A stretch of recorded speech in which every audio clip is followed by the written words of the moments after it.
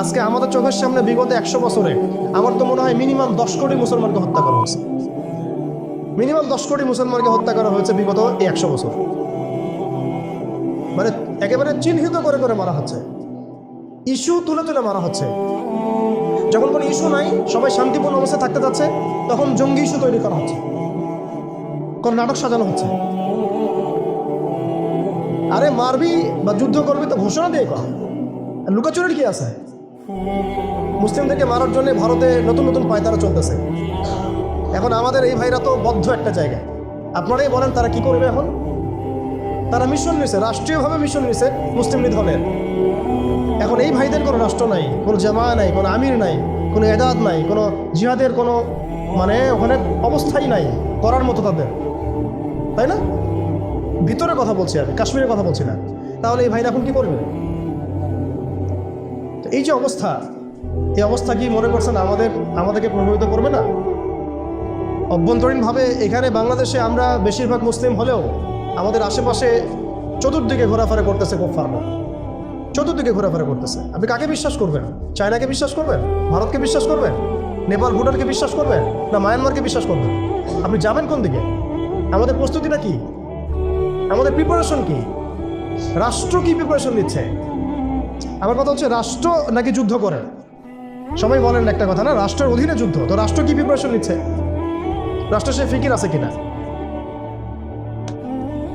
রাষ্ট্রের তো এই ফিকিরটুকু নাই যে রাষ্ট্রের মধ্যে ইসলামিক আইনগুলো বাস্তবায়িত হোক। এইটুকু ফিকির নাই তো আপনাদের। যারা ইলেকশন নির্বাচন গণতন্ত্র এগুলো করতেছেন, কার ফিকির আছে? আল্লাহর কসম করে বুকে হাত দিয়ে বলেন তো কার ফিকির আছে ক্ষমতায় গিয়ে আপনি আল্লাহর আইন বাস্তবায়ন করবেন? ইসলামপন্থী ভাইদের কথা বাদ দিচ্ছি, ইসলামপন্থী ভাইদের কথা বাদ দিলাম, আমি সেকুলারদের কথা বলছি, ডেমোক্রেটিকদের কথা বলছি। কারণ রাষ্ট্র চলে আসছে এইভাবেই। আর যারা ফিকির করছেন ইসলাম নিয়ে আমি যাব, ওখানে গিয়ে এটা করবো, এটা আপনি ডেমোক্রেটিক সিস্টেমে করতে পারবেন না। আপনাকে সিস্টেমটা সরাই ফেলতে হবে। গণতন্ত্র বলে কোনো শব্দই রাখা যাবে না, তারপরে শরিয়া কায়েম করতে পারবে। শরিয়া আর গণতন্ত্র একসাথে থাকতে পারে না। শরিয়া, গণতন্ত্র, ধর্মনিরপেক্ষতাবাদ, কমিউনিজম এগুলো একসাথে থাকতে পারে না। একটা বোতল, এর মধ্যে আছে আপনার বিষ, এখানে আপনি দুধ খেতে পারবেন না। একটা বোতল, এখানে আছে বিষ, আপনি এটাকে 1000 বার ধুইতে হবে। ধোয়ার পরে আপনি দুধ ঢালতে পারবেন, খাওয়ার রিস্ক দিতে পারবেন, তাও খাবেন কিনা সন্দেহ আছে। আর এগুলো তো হচ্ছে মারাত্মক শিরকের বিষ। এগুলো পশ্চিমাদের দাসত্ব করাবে আপনাকে। আমাদের হচ্ছে বড় কান্ট্রি আছে একটা তুরস্ক, একটা ইসলামিক ল বাস্তবায়ন করছে কিনা দেখায়। বড় একটা কান্ট্রি আছে মিশর, দেখায় না আমাকে একটা ইসলামিক ল বাস্তবায়ন করতে পারছে কিনা। তিউনিসিয়া পারছে কিনা, আজারবাইজান পারছে কিনা, মরক্কো পারছে কিনা, ইথিওপিয়া পারছে কিনা? আপনারা বলেন পারছে কি? ইয়েমেন পারছে কিনা, জর্ডান পারছে কিনা, লেবানন পারছে কিনা? পারে না। আফগানিস্তান পারছে কেন? আফগানিস্তান পারছে কেন? কারণ তারা সিস্টেমগুলোকে সরাই দিয়েছে। সিরাতের আদলে, সিরাতের রক্তে ওরা জমিনকে পবিত্র করে ফেলছে। সিরাতের আদলে জিহাদের মাধ্যমে রক্ত দিয়ে পশ্চিমাদেরকে বিতাড়িত করে ওরা জমিনকে পবিত্র করে শরিয়া কায়েম করছে। এটাই শরিয়া কায়েম করার রাস্তা, আর কোনো রাস্তা নাই। আপনি যতই তন্ত্রমন্ত্রের ধার ধারেন না কেন, আপনি কখনোই সফল হতে পারবেন না। লিখে নেন, কাজ করতে থাকেন, দেখেন। ফান্তাজিরু ওয়া ইন্না মাআকুম মিনাল মুনতাজিরিন। কোনো সমস্যা নাই। আফগান পারছে এই কারণেই, কারণ তারা পশ্চিমাদের তন্ত্রমন্ত্রের গৌরব ধাঁধায় পড়ে না। তারা সিরাতের রাস্তায় হাঁটছে। ওকে, আমাদের সাথে লড়বা, আমরাও তোমাদের সাথে লড়বো। ঠিক আছে, হয় তোমরাও থাকবে, না হলে আমরা থাকবো। হয় তাওহীদ থাকবে, না হলে শিরক থাকবে। হয় শরিয়া থাকবে, না হলে তোমাদের তন্ত্রমন্ত্র থাকবে।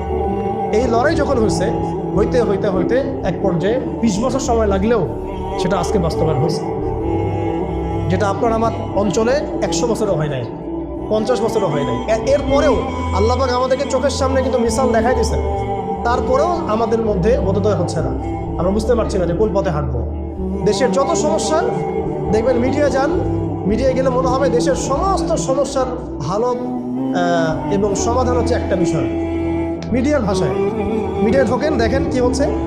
অনেক প্রবলেম দেশের মধ্যে, সংস্কার, এইটা সেটা অনেক কিছু হচ্ছে। ভাবখানা এমন যে সব কিছু থেকে উদ্ধার করবে আমাকে একটা শব্দ, তার নাম নির্বাচন। তার নাম মানে নির্বাচন হলেই সব সমাধান হয়ে যাবে। এটা আমাদের আকীদা, আমাদের চিন্তা এরকম ভাই। একটা মুদির দোকানদারকে জিজ্ঞাসা করেন, সেও এই কথাই বলবে। এবার বুদ্ধিজীবীকে জিজ্ঞাসা করেন, সেও এই কথাই বলতেছে। টকশোতে বসে সেও এই কথা বলতেছে। এমপিকে বলেন, সেও এই কথা বলতেছে। মানে পুরো অবচেতন দাসত্ব, অবচেতন ইবাদত। দেখেন আমাদের অবচেতন মনে আমরা ইবাদত করে ফেলছি গণতন্ত্রের, পশ্চিমাদের, ওদের তন্ত্রমন্ত্রগুলো। ইলেকশন দিলে সব সমাধান হয়ে যাবে? কোন পদ্ধতিতে আপনি দিবেন?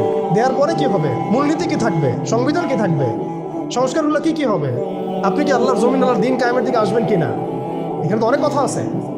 এগুলোকে সলিউশন না করে XYZ যেই আসো, আপনি আমাকে বসায় দিন, আমি কিছুই করতে পারবো না। সিম্পল। আমাকে বসায় দেন, আমি কিছুই করতে পারবো না। আপনি সবচেয়ে পরহেজগার মানুষটাকে বসায় দেন, সেও কিছু করতে পারবে না, কারণ সিস্টেমটাই তাকে করতে দিবে না। এই জিনিসগুলো আমাদের বোঝা উচিত। উম্মার সংকটগুলো এভাবে আমাদের আইডেন্টিফাই করতে হবে। এখানে আমাদের ওই হারানো ঐতিহ্যটাকে আমরা বুঝতে পারলাম, আমরা কোথায় ছিলাম, কোথায় ছিলাম আমরা, এটা কি বুঝতে পারছেন? এখন দেখেন আমরা আসি কোথায়। এখন আসি কোথায়? এক বাক্যে, আমাদের সারা ওয়ার্ল্ডে কোনো খিলাফা স্টেট নাই। এক নম্বর কথা। দুই নম্বর, নাই তো নাই, জেরুজালেম আমাদের হাতে ছিল, ওইটাও আমাদের কাছ থেকে কেড়ে নেওয়া হয়েছে। তারপরে আমাদেরকে এরকম 57টা পিস পিস রাষ্ট্রে ভাগ করা হয়েছে, ওই খেলাফা রাষ্ট্রকে বাদ দিয়ে। এবং প্রত্যেকটা রাষ্ট্রের মধ্যে মোনাফেক শাসক বসায় নেওয়া হয়েছে। একদম খোলামেলা বলে দিই, প্রত্যেকটা রাষ্ট্রের মধ্যে ম্যাক্সিমাম মোনাফেক শাসক বসায় দেওয়া হয়েছে, যারা নিজেরাই পশ্চিমাদের ওভাবে সার্ভ করবে এবং আল্লাহর জমিনে তাগুত কায়েম করবে। আল্লাহর জমিনে তাগুত কায়েম করবে এবং করেছে তারা। তাগুত কি তারা তো বুঝে না। তাগুত মানে শয়তান। যেখানে আল্লাহর বিধান চলে না, ওখানে শয়তানের বিধান চলে। সিম্পল। এটা 1000 জন বুদ্ধিজীবী মিলেও যদি একটা সংবিধান লিখে আর সেখানে আল্লাহ বিরোধী আইন থাকে, সেটা তাগুত। এটার নাম কি? তাগুত। এই তাগুত মানে শয়তান। কেউ যদি ওর প্রতি ইমানদার হয়ে মারা যায়, জাহান্নামে যাবে। কেউ যদি ওর প্রতি ইমানদার হয়ে মারা যায়, সরাসরি জাহান্নামে যাবে ইনশাআল্লাহ, কারণ সে তাগুতের দাসত্ব করছে। আর আমাদেরকে বলাই হয়েছিল, ওয়া মা ইয়াকফুর বিত-তাগুত ওয়া ইউমিন বিল্লাহ ফাকাদ ইসতামসাকা বিল-উরওয়াতিল ওয়ুসকা লা ইনফিসামা লাহা ওয়াল্লাহু সামিউন আলিম। সূরা বাকারায় 256 নম্বর আয়াত পড়বেন বাসায়, আয়াতুল কুরসি পড়ে আছে। তাগুতকে কুফরি না করা পর্যন্ত কেউ মুমিন হইতে পারে না। তাগুতের সাথে কুফরি না করা পর্যন্ত কেউ মুমিন হইতে পারে না। এটাই বাস্তব। এখন এইভাবে আমাদেরকে ভাগ করা হয়, মোনাফেক শাসক বসায় দেওয়া হয়। শুধু তাই না, প্রত্যেকটা কান্ট্রির মধ্যে ওই 4 দেবতা 5 দেবতা ঢুকাই দেওয়া হয়েছে, যে বললাম আগে। তারপরে একটা একটা ডিপার্টমেন্ট ধরে ধরে তারা ধ্বংস করছে। একটা ডিপার্টমেন্ট ধরে ধরে রাজনীতি ধ্বংস করছে, ইসলামিক রাজনীতি সরাই দিয়েছে। অর্থনীতি ধ্বংস করছে, সুদ ঢুকাই দিয়েছে। তার মধ্যে ঘুষ আছে, ইনফ্লেশন আছে, দুর্নীতি আছে, এগুলো তো আছেই। তারপরে সমাজের যে আমাদের ব্যাপারগুলো, সমাজের নীতি নৈতিকতার বিষয়গুলো দেখেন একেবারেই উঠাই দিচ্ছে, দিন দিন উঠাই দিচ্ছে। এখন নাকি আপনি স্ত্রীর সাথে সহবাস করলে ধর্ষণ হবে। সুবহানাল্লাহ, কি অবস্থা! আর এদিকে আপনি পতিতালয়ে গেলে ওটা হচ্ছে শ্রমিকের কাছে গেছেন আপনি। কি বোঝাচ্ছে আমাদেরকে তাহলে? এটাই তো নাকি? আর আপনি নাউজুবিল্লাহ, কেউ যাবে পতিতালয়ে, তাদেরকে বলা হচ্ছে তারা শ্রমিক। তার তসলিমা নাসরিনকে আমরা এখান থেকে বিতাড়িত করছিলাম কেন? তসলিমা নাসরিনকে আমরা বিতাড়িত করছিলাম কেন? ঘুরে ফিরে তো সেটাই আসতেছে। আবার শুধু তাই না, এখন আবার লিঙ্গ চেক করতে হয়, সে কি নারী না পুরুষ না অন্যান্য। অন্যান্য মানে কি জানেন? অন্যান্য মানে কি ট্রান্স কিনা, ট্রান্সজেন্ডার চালু করে দেওয়া হলো। আরে ভাই, হজের নিবন্ধন করতে গেলেও দেখা যাচ্ছে অন্যান্য আসতেছে। কি বোঝাচ্ছে না আমাদেরকে তাহলে? মানে ট্রান্সজেন্ডারটাকে আপনারা ভিতরে ভিতরে এটাকে প্রমোট করে ফেললেন, লিগালাইজ করে ফেললেন। আবার সমকামিতা তো আছেই, জেনা ব্যভিচার এগুলো তো ছড়াচ্ছেই, ফ্রি মিক্সিং দিয়ে দিছে, ছেলেমেয়ের অবাধ মেলামেশা। মানে সমাজের একটা যে স্থিতিশীলতা থাকে মুসলিমদের, এটাকে ধ্বংস করছে এরা।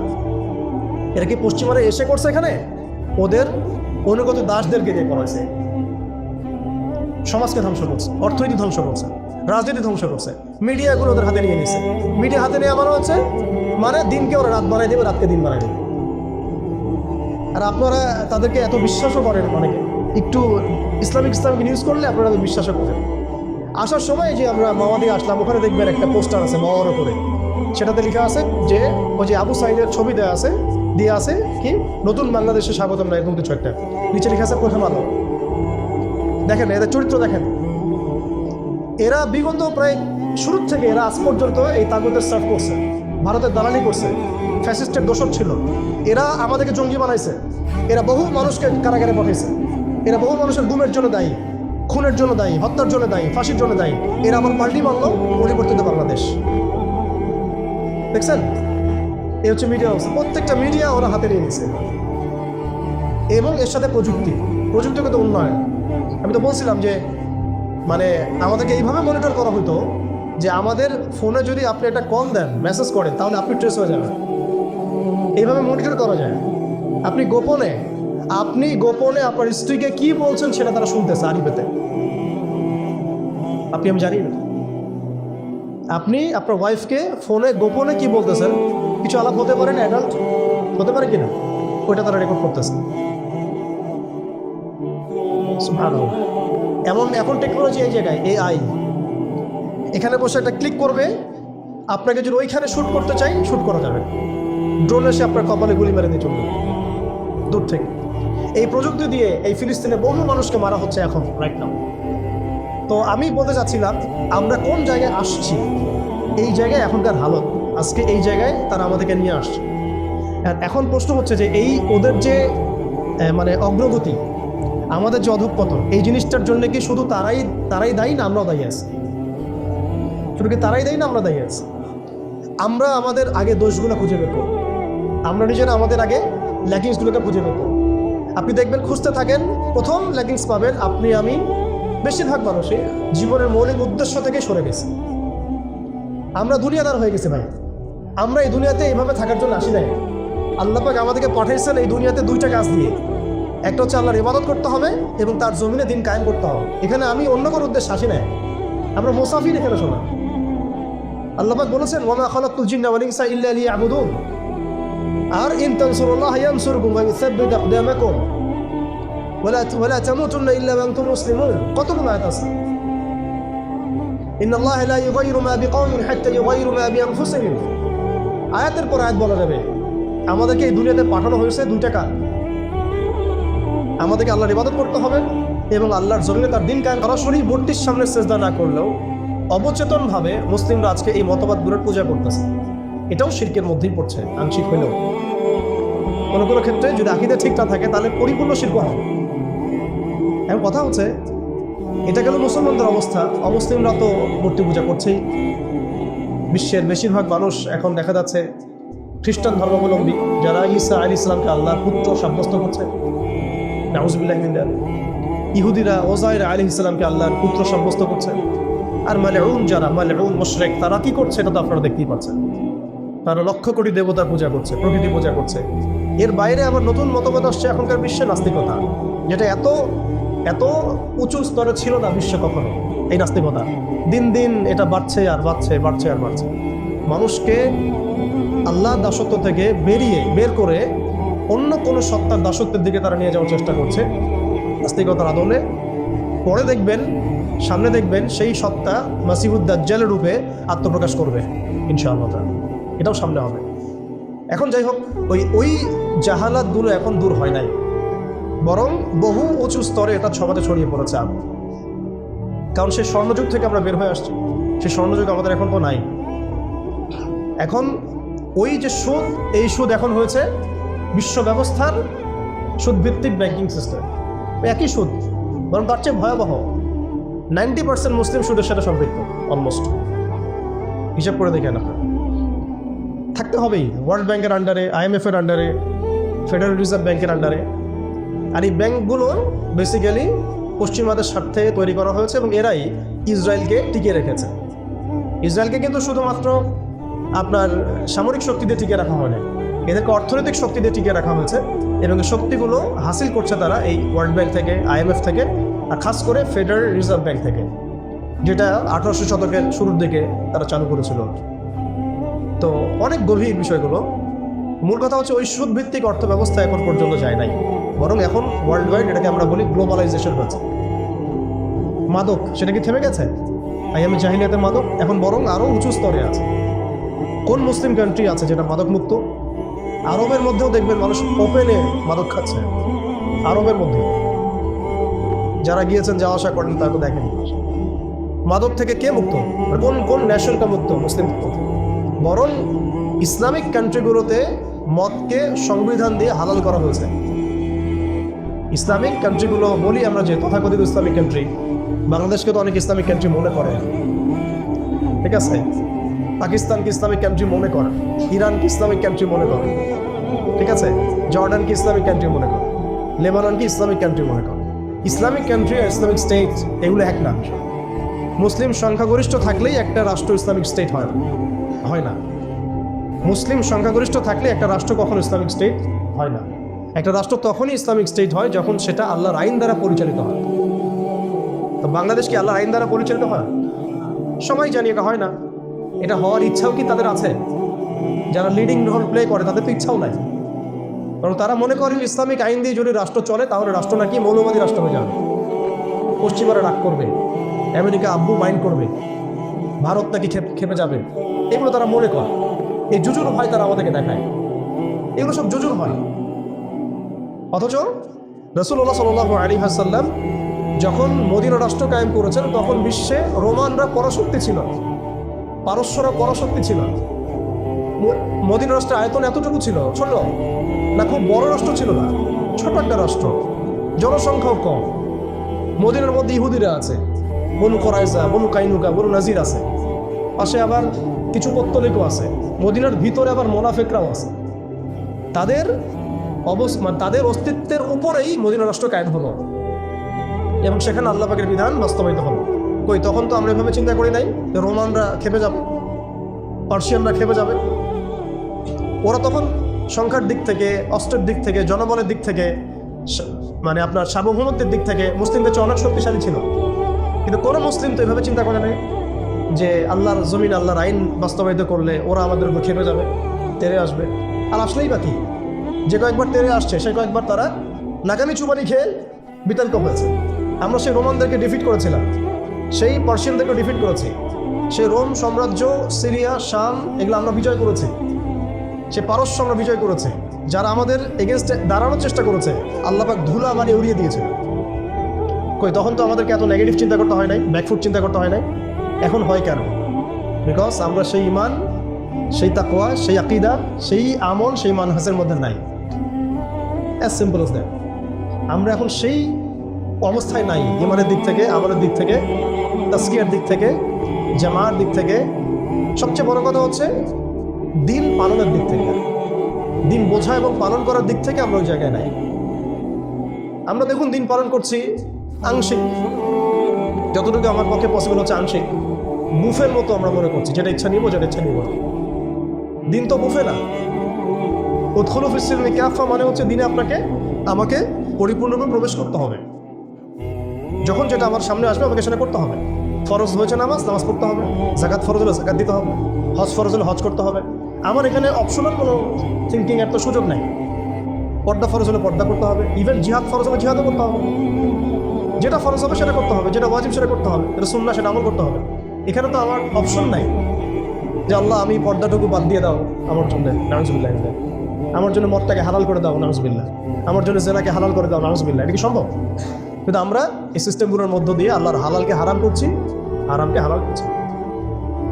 তো আমি বলছিলাম ওই জাহালাতের এই না সুদভিত্তিক সিস্টেম দূর হয়েছে, আর না সেই মাদক দূর হয়েছে, আর না সেই শিব দূর হয়েছে, আর না গোত্রীয় হানাহানি দূর হয়েছে। গোত্রীয় হানাহানি কি দূর হয়েছে? না। এখন হানাহানি গণতান্ত্রিক ভাষায় করলে জায়েজ, তাই না? গণতান্ত্রিক লেভেল দিয়ে হানাহানি, মারামারি, কাটাকাটি, মিছিল, মিটিং, শোডাউন, রাস্তায় কোপাকুপি সব জায়েজ। কিন্তু ইসলামের পরিভাষায় যদি আমরা জিহাদ ফি সাবিলিল্লাহ বলি তাহলে আটকে উঠলো আপনার কি অবস্থা, তাহলে মৌলবাদী জঙ্গিয়া সন্ত্রাস। ছাত্ররা যা করেছিল জুলাইয়ে, এই কাজটার 10%ও যদি দাড়ি টুপি বলা না করতো তাহলে মনে হয় বাংলাদেশেও সব মসজিদ সিলগালা মেরে দিত, সব মাদ্রাসা সিলগালা করে দিত, তাই না? মানে গণতান্ত্রিক পরিভাষায় এই ফিতনাগুলো জায়েজ, তাই না? ফিতনা মানে পরীক্ষা, ফিতনা মানে শব্দ কি? পরীক্ষা। এই পরীক্ষাই তো আমরা। কিন্তু ইসলামিক পরিভাষা যদি আমরা ইবাদত বলি, ইসলামিক পরিভাষা একটা ইবাদত, সেটা নাজায়েজ হয়ে যাচ্ছে। আর গণতান্ত্রিক পরিভাষায় তথাকথিত এই গণতান্ত্রিক রাষ্ট্রে এবং গণতান্ত্রিক এই বিশ্বে এগুলোকে তারা জায়েজ করে নিয়েছে। আফ্রিকাতে যখন পশ্চিমারা হামলা চালায় গণতন্ত্রের নামে, এটা জায়েজ হয়ে যায়। আরব বসন্তের নামে যখন বিভিন্ন কান্ট্রির মধ্যে ফাসাদ সৃষ্টি করা হয়, গাদ্দাফিকে ফেলে দেওয়া হয়, মনে আছে না আপনাদের আরব বসন্তের কথা? ইয়েমেন থেকে শুরু করে, তিউনিসিয়া থেকে শুরু করে প্রত্যেকটা কান্ট্রিতে যা করলো তারা, মনে আছে তো নিশ্চয়ই? এগুলো তখন জায়েজ, মিশরে করেছে, তাই না? সোমালিয়া, কঙ্গো, ইথিওপিয়া, নাইজেরিয়া, এগুলোতে যা হচ্ছে এগুলো জায়েজ ওদের ভাষায়। ইরাকে হামলা চালানো ওদের জন্য জায়েজ ছিল, তাই না? গণতন্ত্রের ভাষায় ওখানে লাখ লাখ মানুষ মারলেও সেটা জায়েজ। ওটা নাকি শান্তি প্রতিষ্ঠার জন্য করা হচ্ছে। তারপরে আফগানিস্তানে লক্ষ লক্ষ মানুষকে মারা হয়েছে, ওটা তখন জায়েজ ছিল। কাশ্মীর আজকে মানুষকে মারা হচ্ছে, এটা ওদের কাছে জায়েজ হয়ে গেছে। আর কোথাও এক্সাম্পল দিবেন, চায়নার মধ্যে মারা হচ্ছে উইঘুরদেরকে, আরাকানে মারা হয়েছে, তারপরে ইয়েমেনে তো মারা হচ্ছেই সেই 15 সাল থেকেই, জর্ডানে হয়েছে, লেবাননে হয়েছে, খাস করে প্যালেস্টাইনে, খাস করে কোথায়? প্যালেস্টাইনে, গাজায়। এগুলো তারা গণতন্ত্র প্রতিষ্ঠান নামে এগুলো বলে, সেগুলো জায়েজ। এবং এখানে দেখবেন 100%ই মুসলিমদের রক্ত ঝরছে, কোনো অমুসলিমের রক্ত কিন্তু ঝরছে না। তো এগুলো তাহলে এই তন্ত্রমন্ত্রগুলোকে আমরা বলি এখনকার জামানার দেবতা, যেগুলোর পূজা ওরা করতেছে। ওই জামানায় যেমন লাত, উজ্জা, হবল, মানাতের ইবাদত হতো, এখন ঠিক এই তন্ত্রমন্ত্রগুলো ইবাদত, দাসত্ব, পূজা হচ্ছে, এবং সেগুলো আমাদেরকে গেলানো হচ্ছে, আমরা যেন এগুলো হজম করি, গিলি। অথচ এগুলো আমাদেরকে ধ্বংস করার জন্যই তারা সৃষ্টি করেছিল। আমাদের চোখ এখনও সবার খোলে নাই। এই সিস্টেমগুলো আমাদেরকে কখনোই সেই হারানো ঐতিহ্য ফিরাই দিবে না। এই সিস্টেমগুলোর মধ্য দিয়েও কখনো ইসলাম কায়েম করা সম্ভব না। আপনারা আরও 100 বছর ট্রাই করেন, 100 বছর পরে হলেও বুঝবেন। যদি হতো 100 বছর আগেই হতো। আরও 100 বছর ট্রাই করেন, তারপরেও যদি আক্কেল হয়। এই সিস্টেমগুলো তৈরি করা হয়েছে আমাদেরকে ওদের দাস বাড়ানোর জন্য। আমরা যদি সংখ্যাগরিষ্ঠ আসনে সংসদেও যাই, তবুও একটা বৈশ্বিক সিদ্ধান্ত নেওয়ার জন্য আমাকে জাতিসংঘের দ্বারস্থ হতে হবে। ও যদি আমাকে পারমিশন দেয় তাহলে আপনি করতে পারবেন, না দিলে করতে পারবেন না। ওয়ার্ল্ড ব্যাংক লোন দিলে খাইতে পারবেন, না হলে খাইতে পারবেন না। ফেডারেল রিজার্ভ আপনাকে লোন দিলে খাইতে পারবেন, না হলে খাইতে পারবেন। তোমরা কারা আমাদেরকে খাওয়াবো? তোমরা কারা? তোমাদের কাছে কিসের পারমিশনের দরকার আছে আমাদের? রোমানদের কাছে কি নবী সাল্লাল্লাহু আলাইহি ওয়াসাল্লাম পারমিশন চাইছিলেন নাকি? পার্সিয়ানদের কাছে ওই যুগে তিনি পারমিশন চাইছেন নাকি? আমাদের স্টেট, আমাদের জমি, আমাদের দিন, আমাদের রাষ্ট্র, তুমি কি আমাদেরকে এগুলো বলার? তোমাদেরকে কে অথরিটি দিচ্ছে সারা বিশ্বের বড়গিরি করতে? কে তোমাকে বলছে যে আমেরিকা হচ্ছে এই পৃথিবীর মানে রুলিং স্টেট? এই আইডেন্টিটি তোমাকে কে দিছে? সেই বিশ্বকে শাসন করবে, এই অধিকার তাকে কে দিছে? ইসরায়েল এই বিশ্বকে শাসন করবে, এই অধিকার ওকে কে দিছে? কে দিছে এই অধিকার ওদের? সে যেখানে ইচ্ছা তারা মুসলিমদেরকে মারবে, যেখানে ইচ্ছা আমাদের পণ্যগুলো তারা ধ্বংস করবে, আমাদের মাদেরকে ধর্ষণ করবে, বোনদেরকে রেপ করবে, আমাদের বাচ্চাদেরকে বোম মারবে, হাসপাতালে বোম মারবে। এবং এগুলো সব কিছু অপরাধ করার পরেও তাদের সামান্য ন্যূনতম সাফাইটুকু থাকবে না যে আমরা একটা অন্যায় করছি। বরং তারা উল্টা বলবে আমরা হিউম্যানিটি, গণতন্ত্র এবং শান্তি প্রতিষ্ঠার জন্য কাজগুলো করছি। এরপরে আমাদের চোখ খুলে না এই বিশ্বের মধ্যে আমাদের শত্রু কারা। এরপরে ওদের বানানো তন্ত্রমন্ত্রের মধ্যেই আমরা হাবুডুবু খাচ্ছি। আমরা ইসরায়েল ইস্যু নিয়ে যখন মার্চ হলো, আর অনেক কিছুই হলো বাংলাদেশে, একটা কিন্তু শব্দ খুব স্ট্রংলি আসছিল, পণ্য বয়কট, তাই না? দেখেন আমরা সবাই এতটুকু কমন সেন্স হয়েছে যে পণ্যগুলো যদি বয়কট করি তাহলে ওদের অর্থনীতির মধ্যে ধস আসবে, টাকা ওদের উপার্জন হবে না, সেই টাকা দিয়ে তারা মুসলিমদেরকে নিধন করতে পারবে না। ওদের পণ্য বয়কটের ব্যাপারে আমরা যতটা সচেতন ছিলাম, ওদের আদর্শ, মতবাদ, দর্শনগুলো বয়কটের ব্যাপারে আমরা এত সচেতন না। আমি ওদের পণ্য বয়কটের কথা বলছি, এদিকে ওদের আদর্শ নিয়ে আমি দীক্ষিত হচ্ছে। এডুকেশনের মধ্যে ওর আদর্শ, ইকোনমির মধ্যে ওর আদর্শ, পলিটিক্সে ওর আদর্শ, নির্বাচনের মধ্যে ওর আদর্শ, তারপরে আপনার সংস্কৃতির মধ্যে ওদের আদর্শ, সামাজিক রীতিনীতি, কৃষ্টি কালচার ওদের আদর্শ, ইভেন আমাদের ড্রেস আপ, গেট আপ, চলাফেরা, কথাবার্তা, ওঠা বসা, এভরিথিং তাদের আদর্শের মধ্যে। আবার এদিকে নামাজে বলছি গায়রিল মাগদুবি আলাইহিম ওয়ালাদ-দাল্লিন, এর অর্থও বুঝি না আমরা। গায়রিল মাগদুবি আলাইহিম ওয়ালাদ-দাল্লিন, আল্লাহ আমাদেরকে তাদের পথে চালায়ও না যারা কিনা মাগদুব আর যারা কিনা দাল্লিন। নবীজিকে জিজ্ঞাসা করা হচ্ছে কারা মাগদুব ইয়া রাসূলুল্লাহ, কারা দাল্লিন? নবীজি বলছেন মাগদুব হচ্ছে হুমুল ইহুদি, তারা হচ্ছে ইহুদি, আর দাল্লিন হুমুন নাসারা, তারা নাসারা, খ্রিস্টান।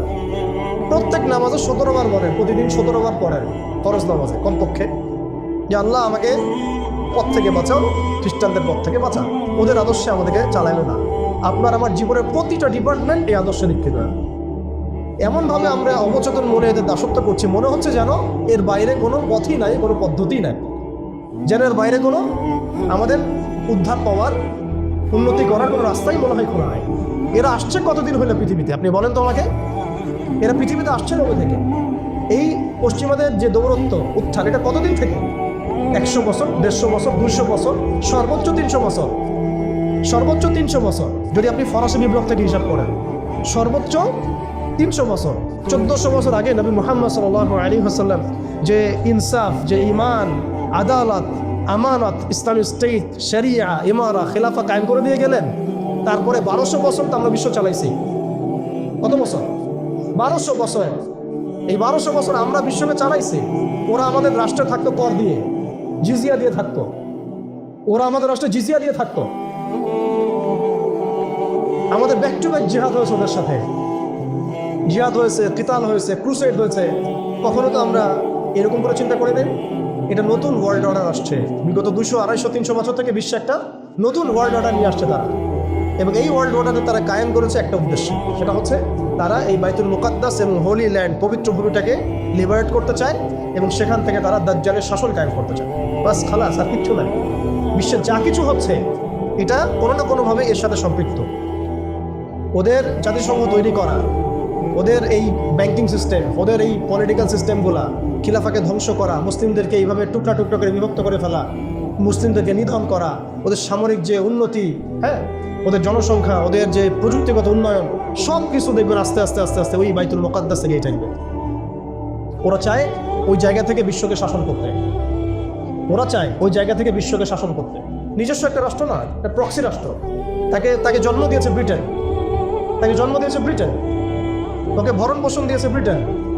তারপরে ওকে আজকে এই বড় করেছে, এই যৌবনে নিয়ে আসছে আমেরিকা, পশ্চিমারা। খালাস, ও একা কিছু ছিল না। কি উদ্দেশ্যে?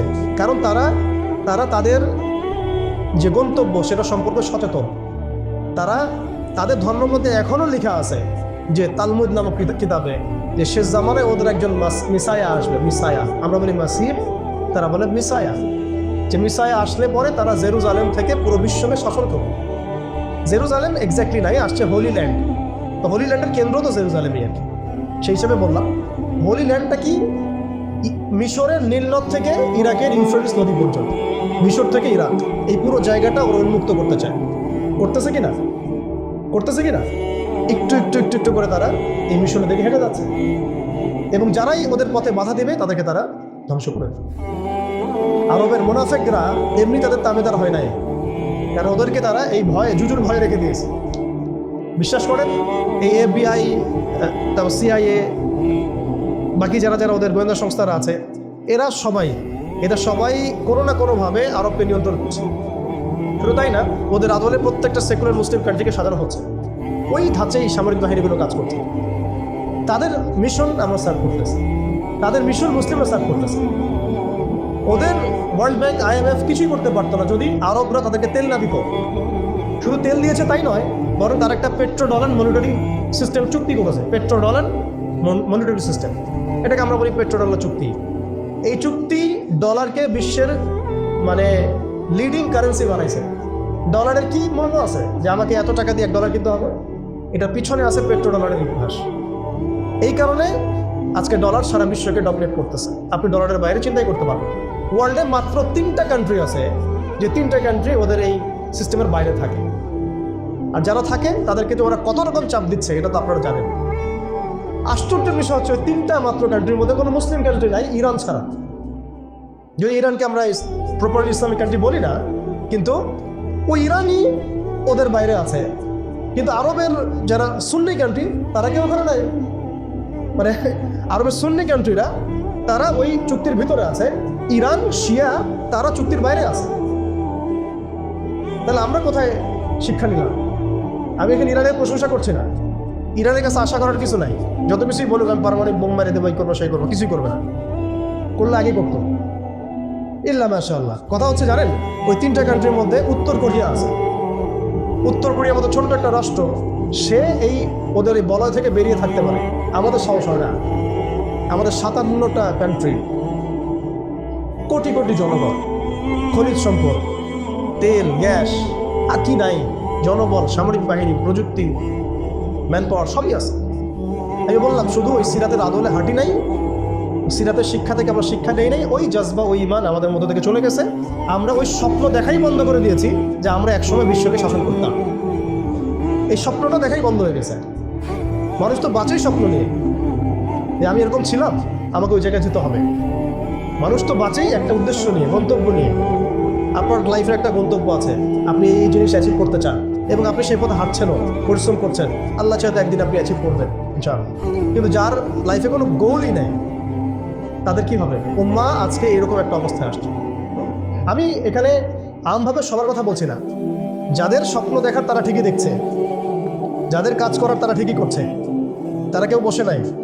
যাদের জীবন দেওয়া তারা ঠিকই দিচ্ছে, যাদের প্রতিবাদ করার তারা ঠিকই করছে, যাদের জালেমের এগেনস্টে দাঁড়ানো তারা দাঁড়াচ্ছে কি না?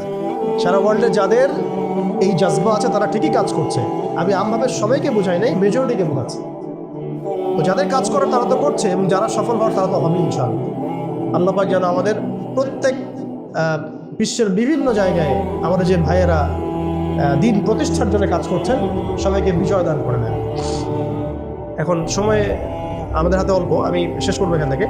এখানে আসেন, আমি যে কথাটা বলতে যাচ্ছিলাম যে সিরাতের আদলে নবী সাল্লাল্লাহু আলাইহি ওয়াসাল্লাম এইভাবে দাওয়াতের কাজ করার পরে সবর করে, ধৈর্য ধরে, প্রয়োজনে হিজরত করে, তারপরে আবার মদিনা রাষ্ট্র কায়েম করেছেন। তারপরে দাওয়াতের সাথে সাথে জিহাদ, কিতাল এগুলোর মধ্য দিয়ে তিনি পুরা মক্কা বিজয় করলেন এবং মক্কা বিজয়ে এই যে ভিত্তি এর উপর দাঁড়িয়ে পুরা আরব বিজয় হলো এবং এই ভিত্তির উপর দাঁড়ায় 4 খলিফা 30 বছর শাসন করলেন, তাই না? তখন কি ইসলাম এরকম সংকুচিত অবস্থায় ছিল, দুর্বল অবস্থা ছিল? মোটেই না। বরং স্পেন থেকে এদিকে চায়না পর্যন্ত, এইদিকে আফ্রিকা থেকে নিয়ে পুরো সিন্ধু পর্যন্ত এই পুরো জায়গাটা আমাদের ছিল। চিন্তা করা যায়? চিন্তা করছেন একবার যে উমর রাদিয়াল্লাহু আনহু একটা এই খেজুরের বানানো মসজিদে বসে আছেন? ভাবা যায়? এই মাটির মধ্যে তিনি শুয়ে আছেন। রোমান সম্রাটের একজন দূত এসে দেখলো তিনি মাটিতে শুয়ে আছেন, দুপুরবেলা রেস্ট নিচ্ছেন। আর তার বাহিনী এদিকে পৌঁছে গেছে একেবারে শাম পর্যন্ত, এদিকে পৌঁছে গেছে পারস্য পর্যন্ত। ভাবা যায় এগুলা? ওসমান রাদিয়াল্লাহু আনহুর সময় একদম সাইপ্রাস দ্বীপপুঞ্জ থেকে শুরু করে বাকি সব বিজয় হয়েছে। উমাইয়াদের সময় দেখা গেছে একদম স্পেন থেকে নিয়ে এদিকে চায়না পর্যন্ত, আর বললো আফ্রিকা থেকে নিয়ে সিন্ধু পর্যন্ত বিজয় হয়েছে। আব্বাসীয়দের সময় হয়েছে। এইভাবে প্রায় 1250 বছর আমরা ওয়ার্ল্ডকে শাসন করছি।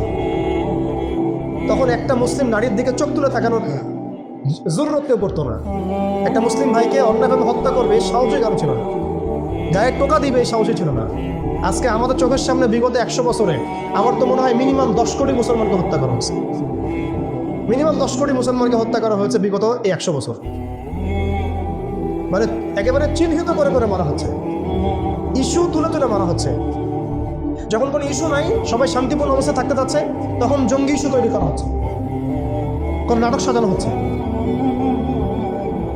আরে মারবি বা যুদ্ধ করবি তো ঘোষণা দিয়ে কর, লুকাচুরির কি আছে? মুসলিমদেরকে মারার জন্য ভারতে নতুন নতুন পায়তারা চলতেছে। এখন আমাদের এই ভাইরা তো বদ্ধ একটা জায়গায়। আপনারাই বলেন তারা কি করবে এখন? তারা মিশন নিছে, রাষ্ট্রীয়ভাবে মিশন নিছে মুসলিম লীগ দলের। এখন এই ভাইদের কোনো রাষ্ট্র নাই, কোনো জামা নাই, কোনো আমির নাই, কোনো এদাদ নাই, কোনো জিহাদের কোনো মানে ওখানে অবস্থাই নাই করার মতো তাদের, তাই না? ভিতরে কথা বলছি আমি, কাশ্মীরের কথা বলছি না। তাহলে এই ভাইরা এখন কি করবে? এই যে অবস্থা, এই অবস্থা কি মনে করছেন আমাদেরকে প্রভাবিত করবে না? অভ্যন্তরীণভাবে এখানে বাংলাদেশে আমরা বেশিরভাগ মুসলিম হলেও আমাদের আশেপাশে চতুর্দিকে ঘোরাফেরা করতেছে কুফফাররা, চতুর্দিকে ঘোরাফেরা করতেছে। আপনি কাকে বিশ্বাস করবেন? চায়নাকে বিশ্বাস করবেন? ভারতকে বিশ্বাস করবেন? নেপাল ভুটানকে বিশ্বাস করবেন? না মায়ানমারকে বিশ্বাস করবেন? আপনি যাবেন কোন দিকে? আমাদের প্রস্তুতিটা কি? আমাদের প্রিপারেশন কি? রাষ্ট্র কি প্রিপারেশন নিচ্ছে? আমার কথা হচ্ছে রাষ্ট্র নাকি যুদ্ধ করে? সবাই বলেন একটা কথা না, রাষ্ট্রের অধীনে যুদ্ধ। তো রাষ্ট্র কি প্রিপারেশন নিচ্ছে? রাষ্ট্রের সে ফিকির আছে কিনা? রাষ্ট্রের তো এই ফিকিরটুকু নাই যে রাষ্ট্রের মধ্যে ইসলামিক আইনগুলো বাস্তবায়িত হোক। এইটুকু ফিকির নাই তো আপনাদের। যারা ইলেকশন নির্বাচন গণতন্ত্র এগুলো করতেছেন, কার ফিকির আছে? আল্লাহর কসম করে বুকে হাত দিয়ে বলেন তো কার ফিকির আছে ক্ষমতায় গিয়ে আপনি আল্লাহর আইন বাস্তবায়ন? ইসলামপন্থী ভাইদের কথা বাদ দিচ্ছি, ইসলামপন্থী ভাইদের কথা বাদ দিলাম, আমি সেকুলারদের কথা বলছি, ডেমোক্রেটিকদের কথা বলছি। কারণ রাষ্ট্র চলে আসছে এইভাবেই। আর যারা ফিকির করছেন ইসলাম নিয়ে আমি যাব, ওখানে গিয়ে এটা করবো, এটা আপনি ডেমোক্রেটিক সিস্টেমে করতে পারবেন না। আপনাকে সিস্টেমটা সরাই ফেলতে হবে। গণতন্ত্র বলে কোনো শব্দই রাখা যাবে না, তারপরে শরিয়া কায়েম করতে পারবে। শরিয়া আর গণতন্ত্র একসাথে থাকতে পারে না। শরিয়া, গণতন্ত্র, ধর্মনিরপেক্ষতাবাদ, কমিউনিজম এগুলো একসাথে থাকতে পারে না। একটা বোতল, এর মধ্যে আছে আপনার বিষ, এখানে আপনি দুধ খেতে পারবেন না। একটা বোতল, এখানে আছে বিষ, আপনি এটাকে 1000 বার ধুইতে হবে, ধোয়ার পরে আপনি দুধ ঢালতে পারবেন, খাওয়ার রিস্ক দিতে পারবেন, তাও খাবেন কিনা সন্দেহ আছে। আর এগুলো তো হচ্ছে মারাত্মক শিরকের বিষ। এগুলো পশ্চিমাদের দাসত্ব করাবে আপনাকে। আমার হচ্ছে বড় কান্ট্রি আছে একটা তুরস্ক, একটা ইসলামিক ল বাস্তবায়ন করছে কিনা দেখায়। বড় একটা কান্ট্রি আছে মিশর, দেখায় না আমাকে একটা ইসলামিক ল বাস্তবায়ন করতে পারছে কিনা। তিউনিসিয়া পারছে কিনা, আজারবাইজান পারছে কিনা, মরক্কো পারছে কিনা, ইথিওপিয়া পারছে কিনা। আপনারা বলেন পারছে কি? ইয়েমেন পারছে কিনা, জর্ডান পারছে কিনা, লেবানন পারছে কিনা? পারবে। আফগানিস্তান পারছে কেন? আফগানিস্তান পারছে কেন? কারণ তারা সিস্টেমগুলোকে সরাই দিয়েছে। সিরাতের আদলে, সিরাতের রক্তে ওরা জমিনকে পবিত্র করে ফেলছে। সিরাতের আদলে জিহাদের মাধ্যমে রক্ত দিয়ে পশ্চিমাদেরকে বিতাড়িত করে ওরা জমিনকে পবিত্র করে শরিয়া কায়েম করছে। এটাই শরিয়া কায়েম করার রাস্তা, আর কোনো রাস্তা নাই। আপনি যতই তন্ত্রমন্ত্রের ধার ধারেন না কেন, আপনি কখনোই সফল নিতে পারবেন না। লিখে নেন, কাজ করতে থাকেন, দেখেন। ফান্তাজিরু ওয়া ইন্না মাআকুম মিনাল মুনতাজিরিন। কোনো সমস্যা নাই। আফগান পারছে এই কারণেই, কারণ তারা পশ্চিমাদের তন্ত্রমন্ত্রের গোলক ধাঁধায় পড়ে নাই। তারা সিরাতের রাস্তায় হাঁটছে। ওকে, আমাদের সাথে লড়বা, আমরাও তোমাদের সাথে লড়বো। ঠিক আছে, হয় তোমরাও থাকবে, না হলে আমরা থাকবো। হয় তাওহীদ থাকবে, না হলে শিরক থাকবে। হয় শরিয়া থাকবে, না হলে তোমাদের তন্ত্রমন্ত্র থাকবে। এই লড়াই যখন হইতে হইতে হইতে এক পর্যায়ে 20 বছর সময় লাগলেও সেটা আজকে বাস্তবায়ন হয়েছে।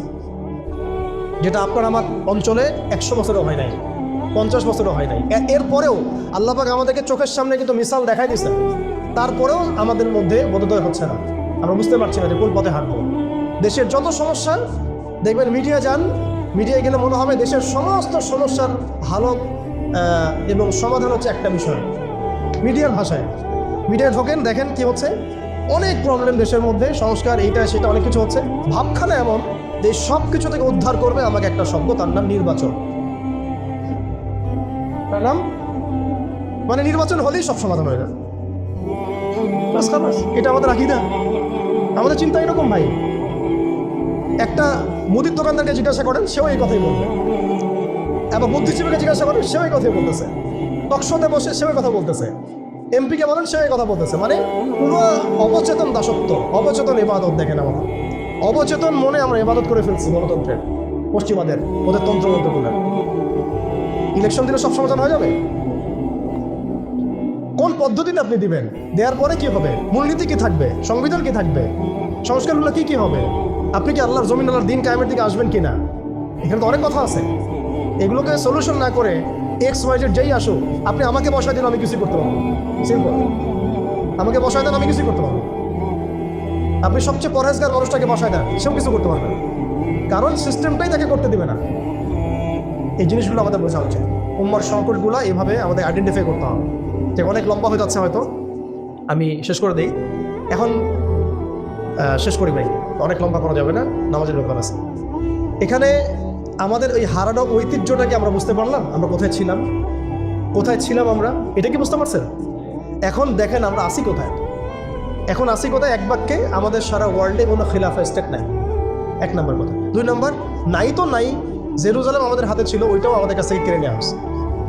তারপরে আমাদেরকে এরকম 57টা পিস রাষ্ট্রে ভাগ করা হচ্ছে, ওই খেলাফা রাষ্ট্রকে বাদ দিয়ে। এবং প্রত্যেকটা রাষ্ট্রের মধ্যে মোনাফেক শাসক বসায় দেওয়া হচ্ছে। একদম খোলামেলা বলে দিল, প্রত্যেকটা রাষ্ট্রের মধ্যে ম্যাক্সিমাম মোনাফেক শাসক বসায় দেওয়া হচ্ছে, যারা নিজেরাই পশ্চিমাদের ওভাবে সার্ভ করবে এবং আল্লাহর জমিনে তাগুত কায়েম করবে। আল্লাহর জমিনে তাগুত কায়েম করবে এবং করেছে তারা। তাগুত কি তারা তো বুঝে না। তাগুত মানে শয়তান। যেখানে আল্লাহর বিধান চলে না, ওখানে শয়তানের বিধান চলে। সিম্পল। এটা 1000 জন বুদ্ধিজীবী মিলেও যদি একটা সংবিধান লিখে আর সেখানে আল্লাহ বিরোধী আইন থাকে, সেটা তাগুত। এটার নাম কি? তাগুত। এই তাগুত মানে শয়তান। কেউ যদি ওর প্রতি ইমানদার হয়ে মারা যায়, জাহান্নামে যাবে। কেউ যদি ওর উপর ইমানদার হয়ে মারা যায় সরাসরি জাহান্নামে যাবে ইনশাআল্লাহ, কারণ সে তাগুতের দাসত্ব করছে। আর আমাদেরকে বলাই হয়েছিল ওয়া মান ইয়াকফুর বিত-তাগুত ওয়া ইউমিন বিল্লাহ ফাকাদ ইসতামসাকা বিল-উরওয়াতিল ওয়াসতা লা ইনফিসামা লাহা ওয়াল্লাহু সামিউন আলিম। সূরা বাকারায় 256 নম্বর আয়াত পড়বেন বাসায়, আয়াতুল কুরসির পড়ে আছে। তাগুতকে কুফরি না করা পর্যন্ত কেউ মুমিন হইতে পারবে না।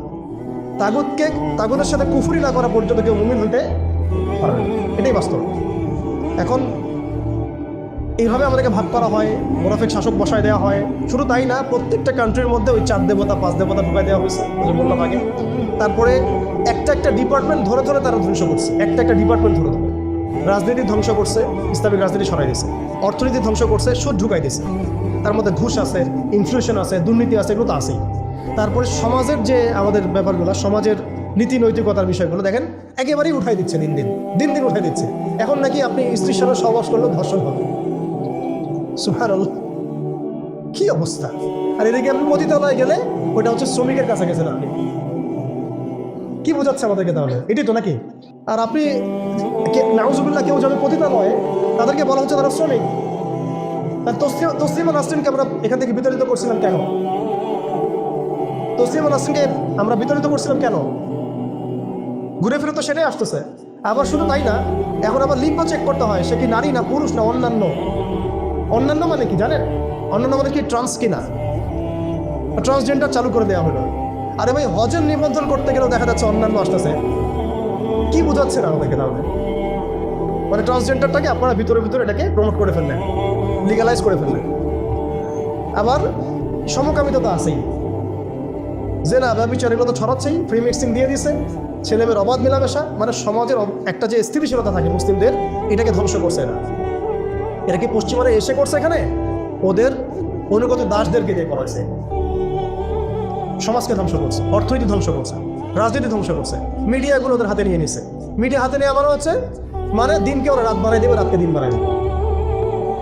আর আপনারা তাদেরকে এত বিশ্বাসও করেন, অনেকে একটু ইসলামিক নিউজ করলে আপনারা বিশ্বাসও করেন। আসার সময় যে আমরা মাওয়াদি আসলাম, ওখানে দেখবেন একটা পোস্টার আছে বড় করে, সেটাতে লেখা আছে যে ওই যে আবু সাইদের ছবি দেওয়া আছে, দিয়ে আছে কি নতুন বাংলাদেশে স্বাগতম নয়, এরকম কিছু একটা নিচে লেখা আছে প্রথম আলো। দেখেন এদের চরিত্র দেখেন। এরা বিগত প্রায় শুরু থেকে এরা আজ পর্যন্ত এই তাগুতের সার্ভ করছে, ভারতের দালালি করছে, ফ্যাসিস্টের দোষক ছিল। এরা আমাদেরকে জঙ্গি বানাইছে, এরা বহু মানুষকে কারাগারে পাঠাইছে, এরা বহু মানুষের গুমের জন্য দায়ী, খুনের জন্য দায়ী, হত্যার জন্য দায়ী, ফাঁসির জন্য দায়ী। এরা আবার পাল্টি মারলো পরিবর্তিত বাংলাদেশ। দেখছেন? এই হচ্ছে মিডিয়ার অবস্থা। প্রত্যেকটা মিডিয়া ওরা হাতে নিয়ে নিয়েছে, এবং এর সাথে প্রযুক্তিগত উন্নয়ন। আমি তো বলছিলাম যে মানে আমাদেরকে এইভাবে মনিটর করা হতো যে আমাদের ফোনে যদি আপনি একটা কল দেন, মেসেজ করেন, তাহলে আপনি ট্রেস হয়ে যাবেন। এইভাবে মনিটর করা যায়। আপনি গোপনে আপনার স্ত্রীকে কি বলছেন সেটা তারা শুনতেছে আরিফেতে। আমি জানি না আপনি আপনার ওয়াইফকে ফোনে গোপনে কি বলতেছেন। কিছু আলাপ হতে পারে না, অ্যাডাল্ট হতে পারে কিনা, ওইটা তারা রেকর্ড করতেছে। এখন টেকনোলজি এই জায়গায়, AI এখানে বসে একটা ক্লিক করবে, আপনাকে যদি ওইখানে শ্যুট করতে চাই শ্যুট করা যাবে। ড্রোন এসে আপনার কপালে গুলি মেরে দিয়ে চলবে দূর থেকে। এই প্রযুক্তি দিয়ে এই ফিলিস্তিনে বহু মানুষকে মারা হচ্ছে এখন রাইট নাও। তো আমি বলতে চাচ্ছিলাম আমরা কোন জায়গায় আসছি, এই জায়গায় এখনকার হালত, আজকে এই জায়গায় তারা আমাদেরকে নিয়ে আসছে। আর এখন প্রশ্ন হচ্ছে যে এই ওদের যে মানে অগ্রগতি, আমাদের যে অধঃপতন, এই জিনিসটার জন্য কি শুধু তারাই দায়ী না আমরাও দায়ী আছি? শুধু কি তারাই দায়ী না আমরা দায়ী আছি? আমরা আমাদের আগে দোষগুলো খুঁজে বের করব, আমরা নিজেরা আমাদের আগে ল্যাকিংসগুলোকে খুঁজে বের করব। আপনি দেখবেন, খুঁজতে থাকেন, প্রথম ল্যাকিংস পাবেন আপনি, আমি, বেশিরভাগ মানুষই জীবনের মৌলিক উদ্দেশ্য থেকে সরে গেছে। আমরা দুনিয়াদার হয়ে গেছি ভাই। আমরা এই দুনিয়াতে এইভাবে থাকার জন্য আসি নাই। আল্লাহ পাক আমাদেরকে পাঠাইছেন এই দুনিয়াতে দুইটা কাজ দিয়ে। একটা হচ্ছে আল্লাহর ইবাদত করতে হবে এবং তার জমিনে দিন কায়েম করতে হবে। এখানে আমি অন্য কোনো উদ্দেশ্য আসি নাই, আমরা মুসাফির এখানে সময়। আল্লাহ পাক বলেছেন ওয়া মা খালাকতুল জিন্না ওয়াল ইনসা ইল্লা লিয়াবুদুন। আর ইন তানসুরুল্লাহ ইয়ানসুরকুম ওয়া ইউসাব্বিত আকদামাকুম ওয়ালা তামুতুন্না ইল্লা ওয়া আনতুম মুসলিমুন। কতগুলো আয়াত আছে। ইন্নাল্লাহ লা ইউগাইরু মা বিকওমিন হাত্তা ইউগাইরু মা বিআনফুসিহিম। আয়াতের পর আয়াত বলা যাবে। আমাদেরকে এই দুনিয়াতে পাঠানো হয়েছে দুইটা কাজ। আমাদেরকে আল্লাহর ইবাদত করতে হবে এবং আল্লাহর জমিনে তার দিন কায়েম করতে হবে। এটা আমাদের কাজ, বাকি সব কিছু গৌণ, এগুলো মুখ্য কাজ, মেইন। এবং আমাদেরকে দিন দেওয়া হয়েছে কেন? হুয়াল্লাযী আরসালা রাসূলাহু বিল হুদা ওয়া দীনিল হক লিইয়ুযহিরাহু আলা দীনি কুল্লি। এই দিনটা আল্লাহ পাক দিয়েছেন এই কারণেই, যাতে এই দিন অন্য সমস্ত দিনের উপর জয়লাভ করে। তো জয়লাভ কখন করবে? যখন আমরা ফিকির করবো তখন। এটা কি আবরাহার যুগ যে আবাবিল পাখি এসে পাথর ছুড়বে? বলেন, এখন পাথর আপনাকে আমাকে ছুড়তে হবে? এটা তো আবরাহার যুগ না। নবী সাল্লাল্লাহু আলাইহি ওয়াসাল্লাম শুধু দোয়া দিয়েই কি সব হয়েছে? দোয়ার সাথে চেষ্টা করেন নাই তিনি? এমনকি বদর যুদ্ধের দিনও তিনি কূপ দখল করলেন, ভালো জায়গাটাতে শিবির গাড়লেন, সৈন্য বিন্যাস করলেন। সব কিছু যখন ঠিকঠাক মতো হয়ে গেল, তারপরে বৃষ্টি আসলো আল্লাহর পক্ষ থেকে, তিনি দোয়া করা শুরু করলেন। এই দোয়ায় আল্লাহ পাক ফেরেশতা নাজিল করেন। তাহলে কি আমাদের কাছে একমুখী না সব কিছু করতে হবে? এখন আমাদেরকে এই ল্যাগেজগুলোকে খুঁজে বের করতে হবে। আমাদের ল্যাগেজ কোথায়? এই ইমানের দুর্বলতা, জীবনের উদ্দেশ্যে দুর্বলতা। আমরা দুনিয়াদার হয়ে গেছি, ভোগবিলাসী হয়ে গেছি, আমরা আমাদের ঐতিহ্য ভুলে গেছি, আমাদের শেকড় ভুলে গেছি, আমলে ঘাটতি হয়ে গেছে, হারাম ঘর হয়ে গেছি, আমরা জেনাকার হয়ে গেছি, আমরা ফ্রি মিক্সিং করতেছি, পরকীয়া করতেছি, ঘুষ খাচ্ছি, দুর্নীতি করতেছি, সুদ খাচ্ছি, আমরা করতেছি। এগুলো পশ্চিমারা করতেছে না। আমাদের ল্যাকিংসগুলোকে আমাদেরকে দূর করতে হবে। ইলমের ঘাটতি হচ্ছে, আমলের ঘাটতি হচ্ছে, আলেমদের সাথে সহবত নাই, তাসকিয়া নাই, পড়াশোনা নাই। কি করতেছি ভাই আমরা? আসলে কি জন্য আসছি আর কি করতেছি? এইখান থেকে ভবিষ্যৎটা হচ্ছে এই যে ইনশাআল্লাহ এই দিন বিজয় লাভ করবেই। আজকার কাল হোক, আল্লাহ পাক এমন জামা, এমন ইমারা, এমন আল্লাহর সেনাবাহিনী তৈরি করবেন যারা আস্তে আস্তে আস্তে আস্তে বাইতুল মুকাদ্দাস পর্যন্ত যায়। এটা লেখা হয়ে গেছে। ইমামুল মাহদী আসবেন, লেখা হয়ে গেছে। এবং তার অনুসারী তৈরি হয়ে যাবে, লেখা হয়ে গেছে। দাজ্জালের বাহিনীও তৈরি হবে, এটাও লেখা হয়ে গেছে। দাজ্জাল তার অনুসারী ইহুদিদেরকে নিয়ে এই বিশ্বকে 40 দিন শাসন করবে, এটাও লেখা হয়ে গেছে। এবং তারপরে ঈসা আলাইহিস সালাম তাকে হত্যা করবেন প্যালেস্টাইনের বাবেলুদ নামক জায়গায়, এটাও লেখা হয়ে গেছে। মহাযুদ্ধ মালহামা আসবে, এটাও লেখা হয়ে গেছে। এর কথা হচ্ছে এগুলো যেহেতু হবেই, লাউহে মাহফুজে লেখা হয়ে গেছে কুদিয়াল আমর, তাহলে আমাদেরকে তো আমাদের কাজগুলো এখন বের করে ফেলা উচিত। আমাদের কাজ কি করতে চান? আদৌ সেই বিজয় কাফেলে আমরা শরীক হতে চাই কিনা? তাকে এইভাবেই আমরা দিন যাবে রাত যাবে, খাবো দাবো, ফুর্তি করবো আর মারা যাবো, এটাই কি আমাদের উদ্দেশ্য কিনা? আমাদেরকে আমাদের লক্ষ্য আগে ফিক্স করতে হবে। লক্ষ্য ফিক্স করতে হলে একটা কাজ মোটা থেকে বের হয়, আমি 1 মিনিটে বলে শেষ করে দিচ্ছি। সেটা হচ্ছে ভাই, আমাদের সবাইকে আগে তওবা করে আল্লাহর দিকে ফিরে আসতে হবে। প্রথম কাজ এটা। কারণ নাপাক কলব দিয়ে, নাপাক হৃদয়ের মধ্যে আপনি কখনো দিনের ফিকিরগুলোকে ঢুকাতে পারবেন। কলবকে পবিত্র করতে হলে আমাকে আগে তওবা করে আল্লাহর দিকে ফিরতে হবে, আল্লাহর দিকে ফিরে আসা, নিজের জীবনটাকে মূল্যায়ন করেন। আসেন আমরা সবাই মিলে একটা কাজ করি, অন্ততপক্ষে আমরা সবাই মিলে একটা চেষ্টা করি, ফলাফল আল্লাহর হাতে, আল্লাহর জমিনে আল্লাহর দিন কায়েম করা যায় কি চেষ্টা করে দেখি। এবং সেটা আমাদেরকে তো আল্লাহ পাক পুরো বিশ্বের জিম্মাদার করেন নাই, আমরা এই অঞ্চলে থাকি, এই অঞ্চলে অন্তত আমাদের চেষ্টা করা উচিত। অন্য অঞ্চলে তো ভাইরা চেষ্টা করছে, আফগানের ভাইরা তো আমাদের জন্য পরোয়া করে বসে থাকে নাই, ওই আফ্রিকার ভাইরাও তো বসে নাই, এদিকে হামাসের ভাইরাও বসে নাই, কেউ কি বসে আছে? এখন যাদের কাজ করে তারা কিন্তু ঠিকই করতেছে। আমাদের অঞ্চলের কনফ্লিক্টটা আপনি এড়াইতে পারবেন না। আমাদের অঞ্চলের কনফ্লিক্টটা হচ্ছে এই উগ্র হিন্দুত্ববাদীদের এগেনস্টে। এটা শাহজক আর কালক আপনারা বুঝতে পারবেন। এর একটা বড় মিশন নিছে, অখণ্ড ভারত তারা করতে চায়। এটা স্পষ্ট এজেন্ডা ওদের। এই এজেন্ডার মধ্যে বাংলাদেশ বাইরে না, বাংলাদেশ অন্তর্ভুক্ত আছে। আমাদেরকে প্রিপারেশন নিতে হবে, সব দিক থেকে প্রিপারেশন নিতে হবে।